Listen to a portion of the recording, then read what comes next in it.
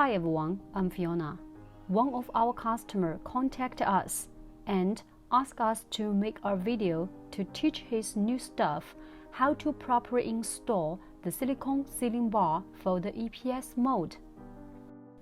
The secret of installing the silicone sealing bar is to fixing the sealing bar to the EPS mold that the sealing bar does not fall off when in use. To be frank, there is no standard method. As long as the silicone sealing bar does not fall off, it can be done in any way.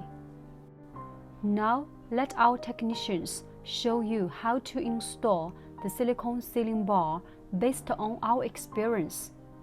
At least, I hope this could give you some inspiration. I hope this video will also help someone in need. If you are a very skilled person, you can skip straight to the next video. For more information about EPS mold or EPS machine, leave your comments below or contact with us by email. See you next video.